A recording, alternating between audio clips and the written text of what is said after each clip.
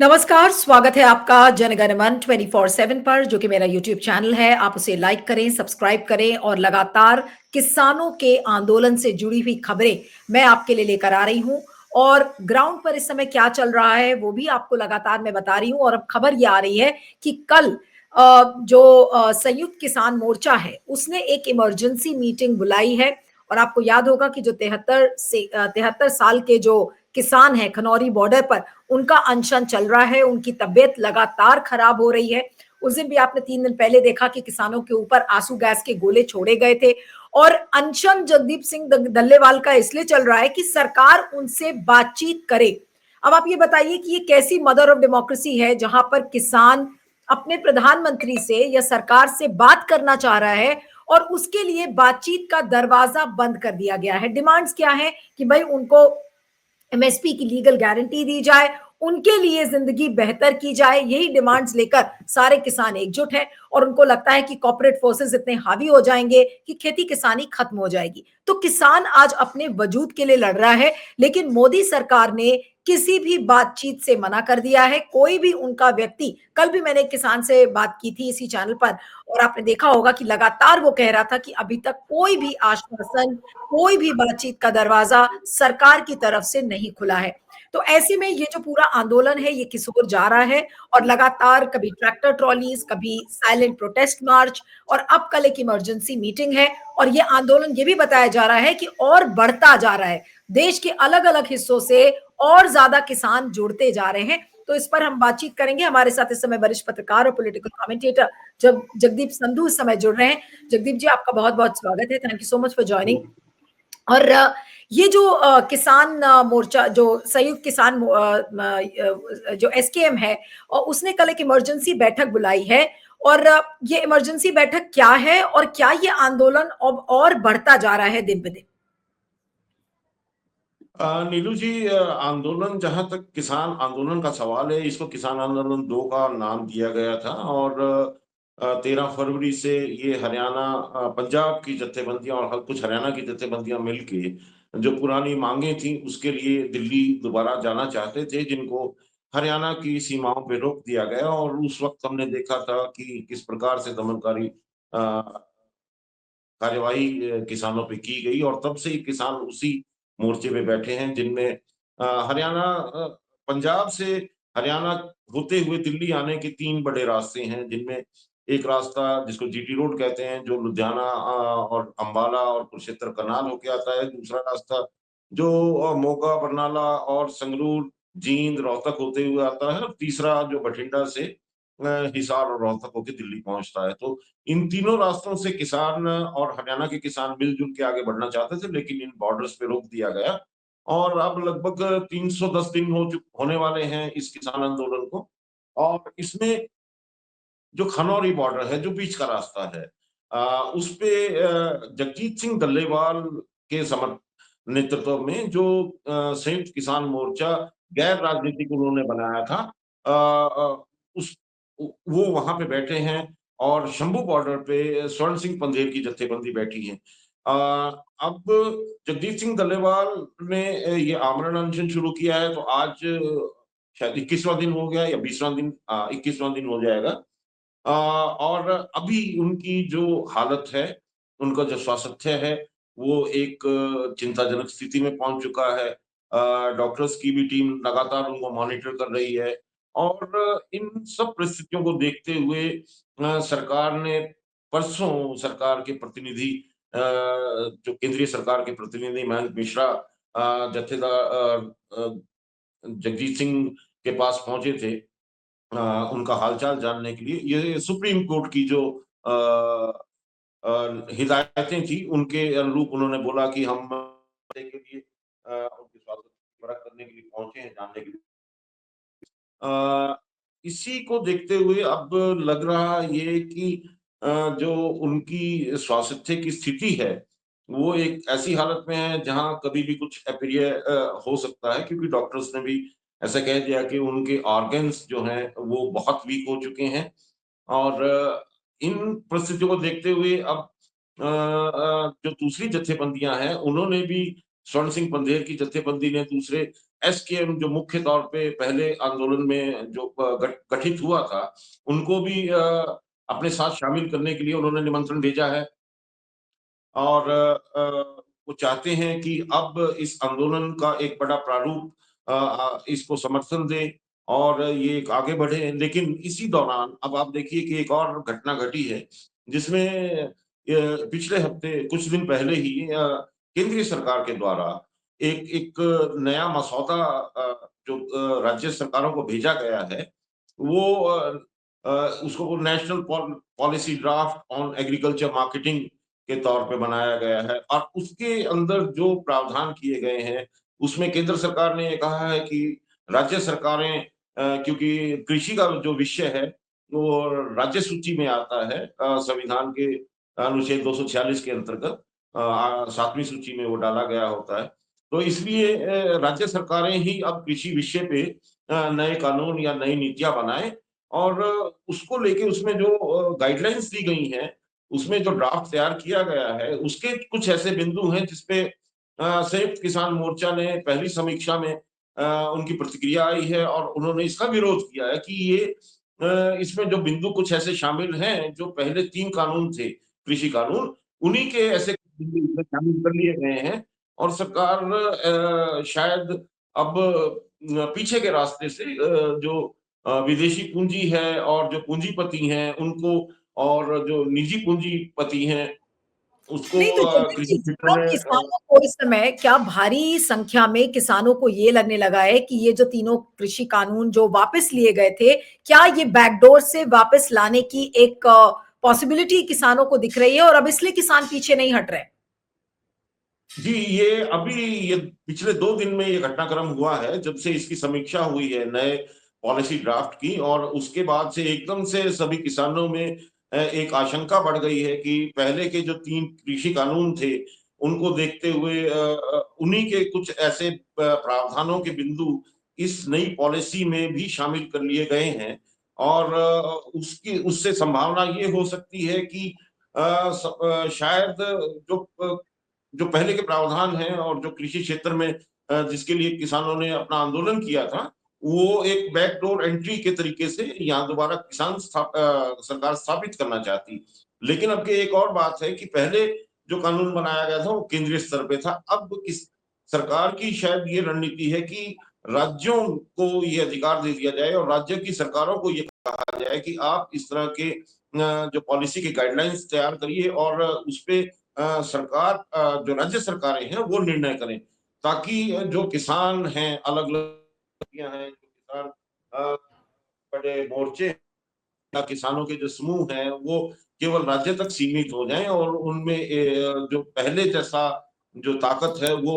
ऐसी ना रहे और अलग-अलग राज्यों की अलग-अलग जो मांगे हैं या समस्याएं हैं या बिंदु हैं वो वहीं तक सीमित हो जाएं।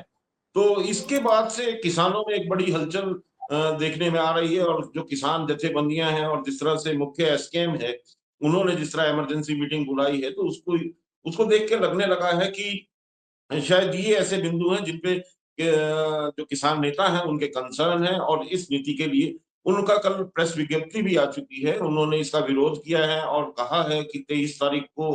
मतलब 23 दिसंबर को इस नए ड्राफ्ट की प्रतियां हर जिले में जलाई जाएंगी और प्रदर्शन किए जाएंगे और इसको इसका विरोध किया है उन्होंने और उन्होंने सरकार को चेताया भी है कि इसको तुरंत वापस लिया जाना चाहिए। तो लग ये रहा है कि ये घटनाक्रम इतनी तेजी से बदल रहा है। इधर जो मोर्चा पे जगदीश सिंह डल्लेवाल का जो आमरण अनशन चल रहा है उसको देखते हुए और इन सब घटनाक्रम को देखते हुए ये सारी गतिविधियां बहुत तेजी से किसान जत्थेबंदियां और जो एसकेएम है उसकी बढ़ गई हैं और किसान भी उसको धीरे धीरे समझने में लगे हैं और इसीलिए पिछले 2 दिन से जिस तरह से देखा जा रहा है कि खनौरी बॉर्डर पे जैसे कल पंजाब के पूर्व अध्यक्ष कांग्रेस के पूर्व अध्यक्ष राजा वड़िंग जो अभी सांसद हैं अ, ओ, नहीं शायद हाँ अभी सांसद हैं और वो कल पहुंचे थे। उसके अलावा पंजाब के पूर्व कृषि मंत्री थे वो भी वहां कल जगजीत सिंह डल्लेवाल से मिलने पहुंचे थे। हरियाणा से नेशनल लोकदल के अध्यक्ष अभय सिंह चौटाला वहां पहुंच चुके हैं, कल ही वो पहुंचे थे। तो ये सिलसिला एक तरह से बढ़ता हुआ दिखाई दे रहा है। जो बड़े किसान नेता या जत्थेबंदियां या पार्टियां हैं, उनके लोग, उनके बड़े नेता अब उनकी चिंताजनक हालत को देखते हुए खनौरी बॉर्डर पे जगजीत सिंह डल्लेवाल से मिलने पहुंच भी रहे हैं और इसको समर्थन भी दे रहे हैं। और लगने लगा है कि इन सब हालात के तहत अगर सरकार तुरंत इस पे बातचीत का सिलसिला नहीं करती है, तो शायद परिस्थितियां किसी और दिशा में जा सकती हैं। नहीं, बिल्कुल, ये जगजीत सिंह डल्लेवाल का मुद्दा आज संसद में जो कांग्रेस के सांसद है मानिकम टेगोर, उन्होंने एक एडजर्नमेंट मोशन भी किया कि भाई उनकी हालत बहुत ज्यादा खराब है, उस पर लोग चर्चा करें, उस पर बातचीत करें। एडजर्नमेंट मोशन दिया गया है, लेकिन अभी तक कुछ ऐसा सुनवाई या बातचीत का रास्ता तो मुझे नहीं लग रहा कि कुछ होगा। आप पर्टिकुलर स्क्रीन पर आप देखेंगे कि एडजर्नमेंट नोटिस है, ये उसी की कॉपी है जो मैं दिखा रही हूँ आपको, कि ये एडजर्नमेंट नोटिस जो आया है वो मैनिकम टेगोर की तरफ से है और अपोजिशन इस मुद्दे को बहुत सीरियसली उठाना चाह रहा है। और इस पर कई लोगों ने लिखा है। मैनिकम टेगोर लोकसभा सांसद हैं और वरिष्ठ नेता हैं कांग्रेस के, और उन्होंने इस चीज को लिखा है और उसकी जो कॉपी है उसको स्पीकर के पास और मिनिस्ट्री ऑफ पार्लियामेंट्री अफेयर्स को भी दी है। और इसमें जो तमाम मुद्दे हैं उसको लेकर कि I would like to draw the attention of the House to the following key points. Government's ignorance and lack of response कि सरकार रिस्पॉन्ड नहीं कर रही है। दूसरी चीज कि किसानों ने जो डिमांड की है और जो सेंट्रल गवर्नमेंट का जो इवेजन है, यानी कि जो केंद्र सरकार है वो किसानों से दूर भाग रही है, वो एक मुख्य बिंदु है। तीसरा, अगर आप इस नोटिस को ध्यान से देखें तो तीसरा पॉइंट है inaction despite supreme court direction. Supreme court ने अभी कहा भी था कि भाई कोई ना कोई राज्य सरकार से या केंद्र सरकार से जाकर डल्लेवाल से मिले, लेकिन बावजूद उसके भी कोई मिलने नहीं गया है और किसी भी बातचीत का दरवाजा खुलता हुआ नजर नहीं आ नहीं, रहा है। यहाँ यहाँ यहाँ यहाँ मैं एक बात कहना चाहता हूँ कि परसों जी जी जिस तरह से पंजाब के डीजीपी गौरव यादव और केंद्रीय विभाग से ये निदेशक मयंक मिश्रा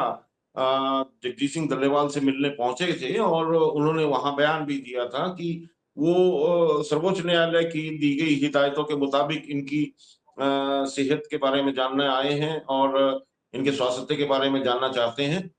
और उसी संदर्भ में उन्होंने आग्रह किया था बाद में मीटिंग करके, और जो वहां अन्य नेता हैं उनसे कहा था कि जगजीत सिंह डल्लेवाल को कम से कम जो चिकित्सीय सहायता है उसके लिए राजी कर लिया जाए। भले ही वो अपना अनशन ना तोड़े, लेकिन वो चिकित्सा सहायता जरूर ले लें। मेडिकल एड उनको रिक्वायर्ड है, क्योंकि उनकी कंडीशन अभी दिन प्रतिदिन आगे सीरियस होती जाने की संभावना बनी हुई है। तो इस पे तो एक एक इनिशिएटिव तो उन्होंने लिया है, लेकिन क्योंकि जो सर्वोच्च न्यायालय है और सुप्रीम कोर्ट ने ये कहा था कि बातचीत का रास्ता खोला जाना चाहिए और उनसे बातचीत की जानी चाहिए। तो देखते हैं कि वो बातचीत केंद्रीय स्तर पे कब शुरू होती है। लेकिन अभी एक तरह से वो जो औपचारिकता है उनसे मिलने की सरकार, केंद्रीय सरकार और राज्य सरकार के द्वारा की गई है। जो परसों उनकी विजिट थी इतवार के दिन, रविवार को। और अब लगता ये है कि इस जिस प्रकार से कांग्रेस इस मुद्दे पे हमेशा से समर्थन करती आ रही है, और कांग्रेस के जो नेता विपक्ष राहुल गांधी हैं, उन्होंने भी इस मुद्दे को लोकसभा में पहले उठाया था और बार-बार उठा रही है, तो कांग्रेस का सीधा समर्थन इस किसानों के मांगों के प्रति स्पष्ट है। लेकिन अन्य जो पार्टियां हैं, अन्य जो क्षेत्रीय दल हैं, उनका क्या स्टैंड रहता है, वो किस प्रकार से इसके लिए आगे बढ़ते हैं। लेकिन उससे बड़ा सवाल और उससे बड़ी बात जो या बिंदु जो आ रहा है वो ये है कि जो अभी नेशनल पॉलिसी ड्राफ्ट आया है, उसपे जो एसकेएम है, उसकी क्या प्रतिक्रिया होने वाली है, और उसको एसकेएम के जो जितने भी घटक दल हैं, उसमें उस वक्त में जब एसकेएम बनाया गया था तो 42 दल उसमें शामिल थे, जिसमें पंजाब, हरियाणा, मध्य प्रदेश, राजस्थान, उत्तर प्रदेश और भारत के अन्य प्रदेशों के जो भी किसान संगठन है वो शामिल थे। तो वो उसको किस प्रकार देखते हैं और उसपे क्या प्रतिक्रिया करते हैं, ये अभी ज्यादा महत्वपूर्ण होगा कि इस आंदोलन का अब आगे क्या रूप बनने वाला है। और इसको समर्थन की जहां तक बात आती है तो पंजाब के जो बड़े नेता हैं, किसान नेता हैं, उन्होंने भले ही एसकेएम जो गैर राजनीतिक है जगजीत सिंह डल्लेवाल का, और जो केएमएम है किसान मजदूर मोर्चा स्वर्ण सिंह परदेर का, वो एसकेएम से बाहर अलग हो गए थे, लेकिन फिर भी उन्होंने एसकेएम के बड़े नेताओं ने जगजीत सिंह डल्लेवाल के स्वास्थ्य की चिंता में, और क्योंकि वो किसानों के मुद्दे उठा रहे हैं, और सबसे बड़ा मुद्दा जो है किसानों का एमएसपी की कानून बनाया जाना उसकी गारंटी है, और उसको देखते हुए अब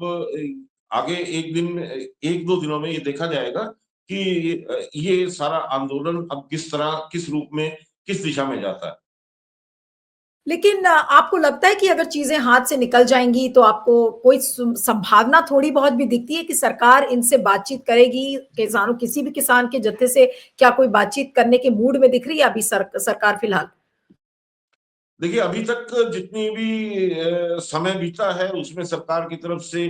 पहले भी बहुत कम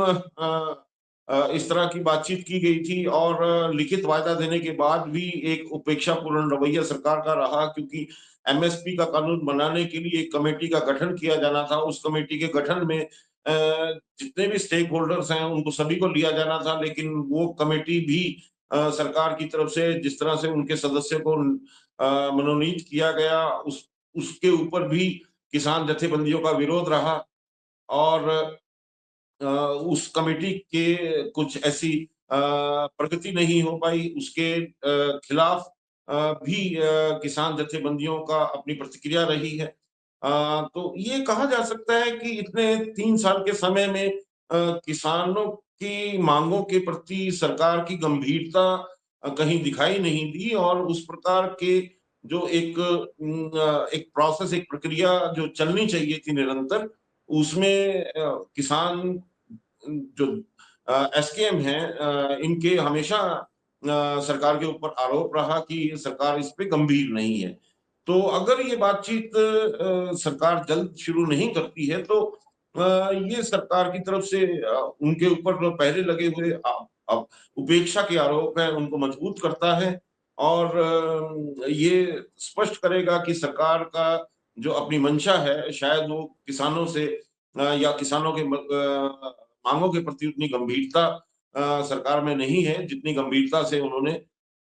ये पहले वाले कानून वापस लिए थे। अंत में यही पूछूंगी कि ये जो पूरा आंदोलन आज तेज हुआ है ये इसीलिए है क्योंकि किसानों को अब ये लगने लगा है कि जो 3 काले कानून जो सरकार ने वापस लिए थे वो उसको बैक डोर से लाने की पूरी तैयारी में है और इसीलिए अब किसान चांस नहीं लेना चाह रहे और इस आंदोलन को तेज कर रहे हैं। जी, ऐसा कहा जा सकता है, क्योंकि देखिए वो जो ड्राफ्ट है उस ड्राफ्ट को ये नहीं कह सकते कि पूरी तरह से वही 3 कानून हैं, लेकिन उसके कुछ प्रावधान, ऐसा हम्म। कहा जा रहा है कि उसके कुछ बिंदु ऐसे हैं जिसमें एक बिंदु का अगर मैं जिक्र करूं तो जिसमें ये कहा गया है कि एपीएमसी मंडी जो है, जो एपीएमसी एक्ट के तहत बनाई जाती हैं किसान, उनके समानांतर हर एक रेवेन्यू डिस्ट्रिक्ट में एक इलेक्ट्रॉनिक मंडी की स्थापना भी की जाए, और उसके अलावा जो प्रोसेसिंग चेन है, वेयर हाउसिंग है, उसमें प्राइवेट जो पीपीपी मॉडल को अडॉप्ट किया जाए। तो ये इसकी विस्तृत समीक्षा होने के बाद जब किसानों के जो ये बड़े संगठन हैं ये इसका बारे में पूरा ब्यौरा देंगे, लेकिन तत्व तुरंत की जो एक एक समीक्षा उन्होंने की है, और उसपे जो उनकी प्रेस विज्ञप्ति आई है उसमें जिस तरह अखिल भारतीय किसान सभा के जो अध्यक्ष हैं और उनके जो सेक्रेटरी हैं आनंद मौला जो एक बड़ा नाम है, या डॉक्टर अशोक धावले वो बड़ा नाम है, उनसे जब मेरी बातचीत हुई तो उनका स्पष्ट कहना था कि हम इस पे बड़ी गंभीरता से इसका आकलन कर रहे हैं और विचार कर रहे हैं, और प्रत्यक्ष रूप से देखने में ये लगता है कि कुछ बिंदु ठीक वैसे ही हैं जो पहले वाले कानूनों में थे। तो इसीलिए उन्होंने फिर ये भी बताया कि वो पूरे एसकेएम की एक बड़ी मीटिंग कॉल करने जा रहे हैं, और इसमें इन मुद्दों पे विचार करने के बाद आगे की रणनीति वो तय करेंगे। तो अभी उसी के संदर्भ में ये जो इमरजेंसी मीटिंग है कल होने वाली है, और कल की मीटिंग के बाद देखना होगा कि वो किस तरह के बिंदुओं को सामने लाते हैं और किस प्रकार से वो तुलना पहले वाले कानूनों से की जाती है और इसके जो प्रावधान है वो किस हद तक पहले वाले कानूनों के साथ जुड़ते हैं या कोई उसपे ऐसा प्रभाव निकल के आता है या कोई संभावना ऐसी निकल के आती है, ये कल के बाद पता लगेगा। चलिए, आपका बहुत-बहुत शुक्रिया Jagdeep ji. Thank you so much for joining. Thank you.